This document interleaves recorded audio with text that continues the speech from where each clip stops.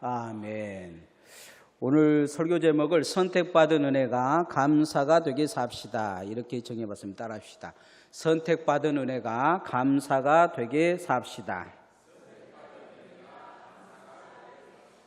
독일의 한 외과 의사가 참 마음이 아픈 수술을 앞두고 있었습니다. 한 여인이 혀에 암이 걸려서 이제 혀를 잘라내야 되는 수술이 준비되어 있었어요. 혀를 자르지 않으면 목숨이 위험하니까 어쩔 수 없이 혀를 잘라야 됐어요. 의사가 수술 전 혀를 자르기 전에 마지막으로 할 말이 있으면 혀를 잘라버리면 이제 말을 못하니까 하고 싶은 말이 있으면 하라고 이야기했습니다. 그래서 이 여인이 눈물을 흘리면서 마지막으로 한마디 했다고 합니다. 그 말이 뭐였냐? 주님 감사합니다 하고 의사한테 결연히 말했다고요. 됐습니다. 이제 혀를 자르셔도 됩니다. 많은 사람들이 이런 상황이면 무슨 생각을 할까요? 그런데 이 여인은 자기에 있어서 평생 앞으로 말하지 못할 것에 대한 원망보다 말하고 살았던 그것에 대해서 감사하는 감사를 주님께 드렸던 거죠. 최고의 감사가 그에게 있었던 것입니다. 사람들은 마음속에 그런 생각 갖지 않겠어요? 왜 나한테 이런 암이 걸려서? 그런데 반대로 생각해 보면 살아온 삶이 감사한 거죠. 말할 수 있도록 태어나서 그때까지 말을 하는 감사를, 최고의 감사를 드린 거죠. 이 모습이 은혜가 있는 성도의 모습입니다. 은혜가 그 안에 감사가 살아있다면, 은혜가 살아있다면 그 말이 달라져요. 행동이 달라집니다. 성경은 하나님께서 우리를 구원하시기 위해 예정하시고 선택하셨다고 말씀하고 있습니다. 그런데 어떤 사람들은 이 구절에 대해서, 이 말에 대해서 이렇게 얘기해요. 참 불공평하다 이야기해요. 하나님이 나를 선택해 주셨다는데 불평불만하는 거죠. 왜 다른 사람들은 죽게 내버려 두냐? 이런 이상한 생각들을 가지면서 불평불만하는 사람들이 많아요. 찻잎이 우리가 뜨거운 물에다 넣어놓으면 우러납니다. 우러나요. 그런 것처럼 우리 마음이 뭔가 뜨거운 걸 만나면 우러납니다. 우러나. 어떤 사람은 불평이 우러나요. 어떤 사람은 감사가 우러나고, 어떤 사람은 사랑이 우러납니다. 하나님의 은혜와 긍휼이 내 안에 그렇게 늘 이렇게 덮여져 있다면 이 뜨거운 감사가 내 삶에서 우러나게 될 것입니다. 제가 강진에 와가지고 차를 이렇게 따로 다녀가지고 우리 이경순 권사님한테 차 덮는 그 법을 배웠어요. 권사님이 이렇게 그 버린 그 압력밥솥 있잖아요. 그 가스레인지에다 해가지고 덮으면 된다고 장갑을 끼고 제가 9번 덮어봤어요. 9번 덮었어요. 그리고 차를 공부를 했어요. 한 번 덮을 때마다 이게 찐이 나와가지고 코팅이 된다고 해요. 9번 코팅을 하는 거죠. 9번 코팅을. 이게 계속 덮으면 그 코팅이 돼가지고 우리면 우릴수록 그것이 녹아나는 거예요. 마찬가지로 내 삶에도 뭔가가 오늘도 코팅되고 있어요. 늘 마음에 불평이 있는 사람은 불평이 코팅을 하는 거예요. 그래서 무슨 일을 만나면 그 사람이 뜨거운 일이 만나잖아요. 그러면 거기서 툭 튀어나와요. 감사가 오랫동안 코팅되어 있는 사람은 감사가 튀어나와요. 어떤 상황이든지 기도가 코팅되어 있는 사람은 기도가 튀어나와요. 찬양이 코팅되어 있는 사람은 찬양이 튀어나와요. 뭘로 그 인생이 코팅되어 있는지 금방 알 수가 있어요. 똑같은 조건인데 어떤 사람은 이건 내가 기도해야 될 타이밍이다 하고 기도하는 사람이 있는가 하면 어떤 타이밍에 그 상황에서 뜨거운 것이 딱 들어오고 집어넣으면 아주 그냥 불평불만하고 막 시기하고 분노하고 질투하고 이게 뜨거운 것이 나타나요. 무엇이 내 안에 우러나는지를 봐야 돼요.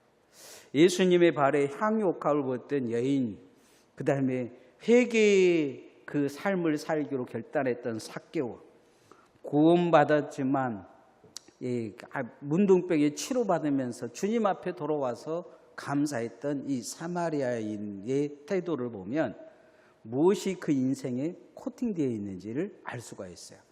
금방 갑자기 그런 일이 일어나지 않아요. 갑자기 뭔가를 하지 않는다는 거죠. 그 인생이 반드시 삶에서 계속 코팅되어진 것이 그 순간에 나타난 거예요. 사람의 마음이라는 것이 그래요. 뭐가 코팅되어 있느냐 볼 수가 있어요. 그래서 뜨거운 물에, 그래서 하나님은 사단도 뜨거운 물에다 집어넣어요. 시험시켜봐요. 하나님도 넣어봐요. 그러면 똑같이 반응이, 사단은 여기서 시험하고 하나님도 여기서 시험하는데, 하나님은 테스트해보고 사단은 넘어뜨리려고 시험하는데 똑같이 반응은 똑같이 나타나요. 그 안에서 무엇이 나타나냐는 거예요. 우리가 신앙생활은 늘 선택받은 은혜가 큼을 알고 감사하며 살아야 될 줄 믿습니다. 그렇기 위해서 먼저 알아야 된다는 것은 내가 긍휼함을 받았다는 거예요. 긍휼함을 받은 자로 내가 긍휼을 베푸는 삶으로 마음을 코팅해야 돼요. 따라합시다. 긍휼함을 받은 자로 긍휼함의 은혜를 베풀며 삽시다. 마태복음 18장에 보면 1만 달란트를 탕감받은 종이 나와요. 1만 달란트는 지금의 돈으로 하면 3조 정도 됩니다. 3조. 여러분 3조 갚으라면 갚겠어요? 저는 1억도 없기 때문에 감당이 못할 일이죠. 어마어마한 돈입니다. 웬만한 사람은 감당 못해요. 그런데 왕이 이 종을 불러가지고 감당 못할 것 같으니까, 불쌍하니까 그냥 용서해 줘버린 거예요. 감옥에 넣지도 않고.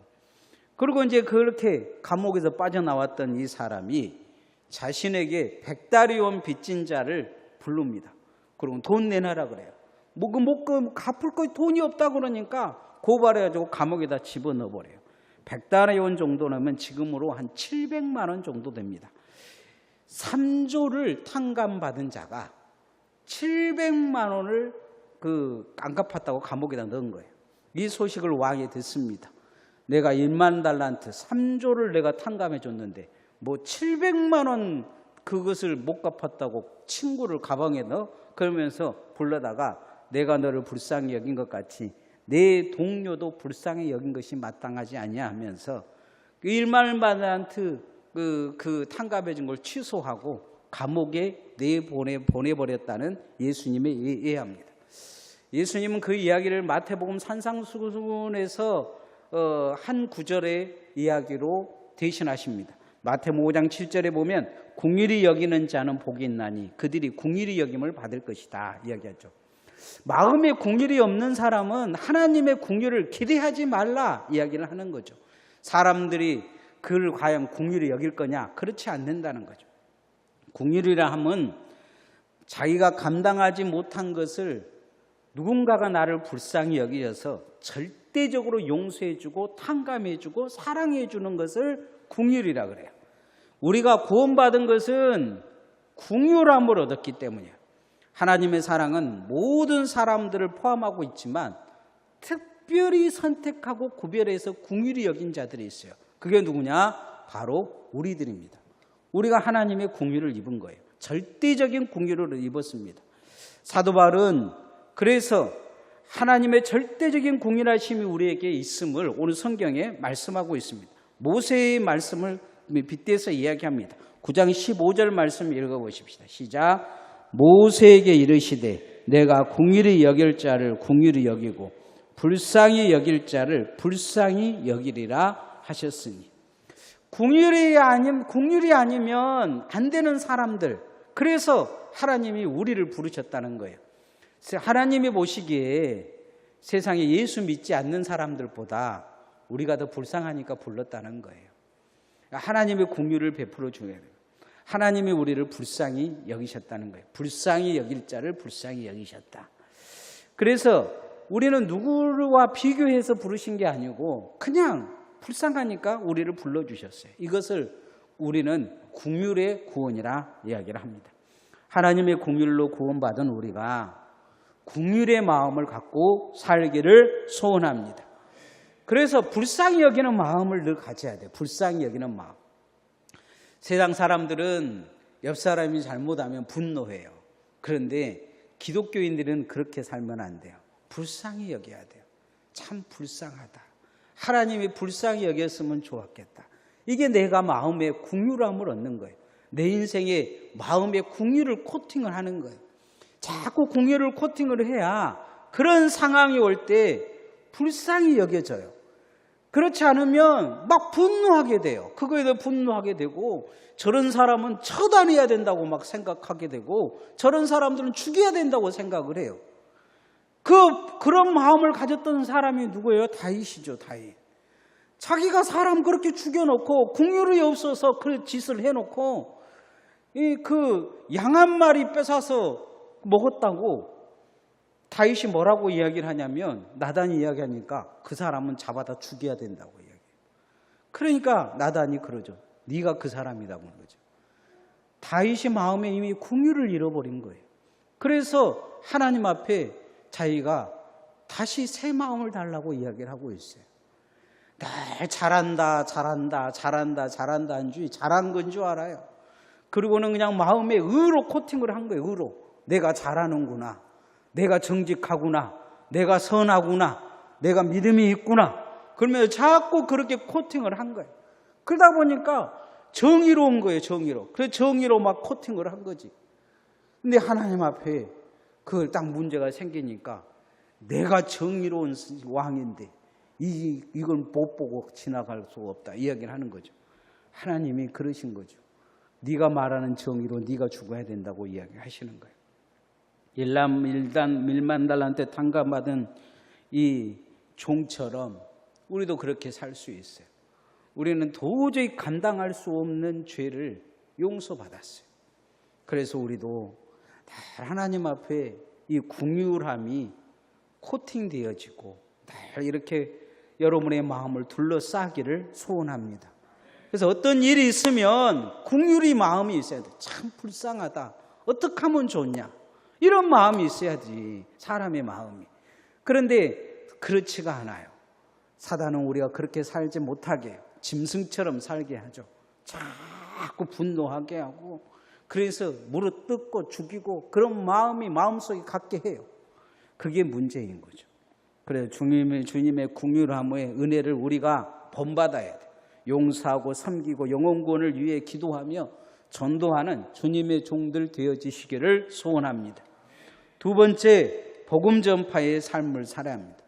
하나님의 긍휼을 입은 우리는 반드시 복음 전파의 삶을 살아야 합니다. 따라합시다. 복음 전파의 삶을 삽시다. 사도 바울은 자신의 긍휼의 관점에서 보면 자신은 죄인 중에 괴수라고 이야기하고 있어요. 그 대표적인 것이 뭐냐? 스데반 집사님을 돌로 쳐 죽인 거예요. 자기는 늘 어찌 보면 사도 바울처럼 큰 일을 한 사람이 없어요. 그런데 이 죄가는 감당이 안 되는 죄가예요. 사람을 죽였기 때문이에요. 그 예수 믿는 사람을 죽인 것은 둘째치고 뭐 사람 죽였잖아요. 그런데 늘 그렇게 대표적으로 사도 바울이 스데반을 죽였지, 나머지 사람들도 많이 죽이고 괴롭히고 그렇게 했어요. 그런데 그가 다메섹 도상에서 예수님을 만나요. 예수님이 불쌍히 여겨주신 거죠. 보통의 인간들 같으면 저거 쳐 죽여야 된다고 얘기했을 거예요. 그래서 예루살렘 교회는 그를 받아주지 않아요. 그리고 바나바가 그를 8년 동안 버려져 있는 그를 데려다가 그를 하나님의 사람으로 세우죠. 그래서 그는 늘 자기에게 돌을 던지는 자들을 긍휼히 여겼어요. 자기를 핍박하는 자들을 긍휼히 여겼어요.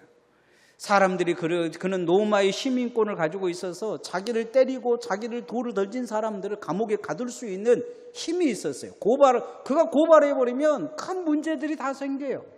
그래서 사도 바울이 빌립보 감옥에서 내가 로마인이다 이야기하니까 다들 벌벌벌 떨어버리잖아요. 내가 당신들 황제에게 고발하겠다고 하면 전부 다 수갑 차야 돼요. 그런데 사도 바울은 그런 적이 한 번도 없어요. 이렇게 바뀐 이유가 있어요. 그가 뭐냐? 사명이 있었기 때문이에요. 내가 하나님의 긍휼을 받았기에, 하나님이 나를 긍휼히 여겨주신 것은 내가 복음 전도자의 삶을 살기 위한 것이다 이야기합니다. 사도행전 2장 20장 24절에 내가 달려갈 길과 주 예수께 받은 사명 곧 하나님의 은혜의 복음을 증거하려 하면은 나의 생명조차 조금도 귀한 것으로 여기지 아니한다 이야기합니다. 나의 생명을 이제 어디다가 하나님의 공율로 새 생명을 얻는 이 생명을 어디에다 바칠 것이냐. 복음 전파의 삶을 살겠다고 이야기를 합니다. 오늘 똑같은 이야기를 합니다. 9장 17절 말씀 읽어보십시다. 시작. 성경이 바로에게 이르시되 내가 이 일을 위하여 너를 세웠으니 곧 너로 말미암아 내 능력을 보이고 내 이름이 온 땅에 전파되게 하려 함이라 하셨으니, 모세에게 특별히 이 성경에 바로에게도 하시는 말씀이 그런 말씀이에요. 내가 너희들을 세운 것은 하나님의 능력을 세우고 주님 하나님의 이름을 선포하기 위한 것이다 이야기하고 있는 거죠. 바로를 통해서도 모세를 통해서도 하나님은 하나님의 이름이 전파되기를 원하고 있는 것이죠. 오늘 우리에게 있어서 우리를 선택하시고 긍휼히 여겨주신 목적은 어디에 있느냐? 바로 예수님의 긍휼, 절대적인 그 긍휼이, 내가 입은 그 긍휼이 너에게도 있다고 전하기는 거죠. 십자가의 능력이 있다고 전하는 것입니다. 예수님은 승천하시기 전에 마태복음 28장 18절에 20절에 모든 민족을 제자로 삼아 세례를 베풀고 가르치라 이야기합니다. 이 세례를 베풀고 가르치라는 말 속에는 바로 긍휼함과 사명을 가지고 주님을 따르라는 말씀이 있습니다. 그래서 우리는 긍휼함을 먼저 가져야 돼요. 이런 긍휼이 없으면 예수 전하지 못합니다. 자기가 꼴 보기 싫은 사람들 지옥 가라고 내버려 두지 누가 가서 예수 전하라겠어요. 여러분이 만약에 형제를 죽이고 부인을 죽이고 남편을 죽이고 자식을 죽였던 사람이 있다면 그 사람에게 가서 예수 전하겠습니까? 그런데 그 긍휼을 가졌던 사람들은 전했습니다. 손양원 목사님도 그러고 저기 이 신안에 가면 그런 교회들이 많아요. 교회마다 예수 믿는 사람들은 다른 것이다 해서 지금도 신안은 복음이 90% 이상 전달된 이유 중에 한 가지는 뭐냐면 이 6.25 때 사람들이 그 반란군에 가담을 해가지고 이 좌익에 관련해서 주변의 성도들, 형제들을 다 죽였어요. 그런데 이 사람들이 나중에 돌아와서 그 사람들에게 전도했어요. 그 사람들이 미군들이 잡아가고 좌익들이 죽이려고 할 때 구해줬어요. 그래서 신안은 복음화가 아주 가득 있는 거예요. 목사님 자녀들은 자기 교회 돌아와서 자기 아버지를 죽였던 장로님, 목사님을 죽였던 사람들 다 전도하는 거죠. 복음이 복음되어진 거죠. 긍휼이 있는 거예요. 그 긍휼이 복음을 전한 것입니다. 우리도 이 땅에 복음 전파자로 불렀음을 알고 내 안에 반드시 남을 불쌍히 여기고 영혼 구원을 복음받지 못한 걸 불쌍히 여기고 복음을 전하는 긍휼함의 그 사명이 있기를 소원합니다. 그러기 위해서는 우리가 부르심에 합당한 삶을 살아야 합니다. 따라합시다. 부르심에 합당한 삶을 삽시다. 이런 시가 있습니다. 내가 그의 이름을 불러주기 전에는 그는 다만 하나의 몸주심에 지나지 않았다. 내가 그의 이름을 불러주었을 때 그는 나에게로 와서 꽃이 되었다. 내가 그의 이름을 불러준 것처럼 나의 이 빛깔과 향기에 알맞은 누가 나의 이름을 불러다오. 그에게로 가서 나도 그의 꽃이 되고 싶다. 우리들은 모두 무엇이 되고 싶다. 너는 나에게, 나는 너에게 잊혀지지 않는 하나의 눈짓이 되고 싶다. 김춘수 시인의 꽃이라는 시입니다. 제가 고등학교 다닐 때 되게 좋아했던 시예요. 이 시를 보면 참 복음적이라는 생각이 들어요. 하나님이 우리를 부르시기 전에는 우리는 아무것도 아니었습니다. 지옥 갈 백성이었어요. 하나님이 우리를 불러주시고 예수님의 은혜를 베풀어 주셔서 우리는 구원의 백성이 되었고 왕같은 제사장이 되었고 하늘의 꽃이 되었습니다. 오늘 성경에도 유대인들이란 이방인을 불러주신 우리의 구원의 계획을 말씀하고 있습니다. 로마서 9장 25절 말씀 읽어보십시다. 시작. 호세아 그래도 이르기를 내가 내 백성 아닌 자를 내 백성이라 사랑하지 아니한 자를 사랑하는 자로 부르리라. 불러주셨다는 거죠. 불러주셨다. 그런데 이 부르심에는 목적이 있습니다. 목적이. 그래서 부르심의 목적에 맞게 우리가 살아야 될 줄 믿습니다. 이 컵도 목적이 있잖아요. 목적이. 그런데 이 컵이 깨져버리면 아무 의미가 없는 거예요. 그냥 버려야죠. 이렇게 깨져버리니까 어디다가 쓸 것입니까? 신앙생활도 사명의 부르심의 목적이 없으면 이미 그 사명을 잃어버렸다면 그건 깨진 신앙과 다름이 없습니다. 부르심에 합당한 삶, 주님이 정말로 우리를 부르신 것은 복음 전파자로, 화해자로 이 땅에 부르신 것입니다. 그래서 부르심에 합당한 삶을 반드시 우리는 살아야 될 것입니다. 이 순간 어떤 일이 생기면 이 순간 하나님이 왜 나를 여기에 부르셨는가? 우리는 늘 기억을 해야 합니다. 이 순간 어떻게 할 것인가? 제가 어떤 일을 할 때마다 주변 목사님들이 왜 그런 일을 계속 하냐고 물어본 사람들이 있어요. 그럴 때마다 가끔 제 마음속에 이 순간 내가 이걸 할 거냐 말 거냐. 그럴 때 하나님 마음속에 제가 해야 된다는 사명이 있으면 반드시 그 일을 합니다. 그냥 지켜봐야 된다는 생각이 있으면 그냥 지켜볼 때가 많아요. 그런데 사명이 있으면 사랑이 달라집니다. 사명이 있으면 주변 사람들이 뭐라고 하든지 말든지 어차피 그 일이 내게 맡겨진 일이니까 최선을 다하는 것입니다.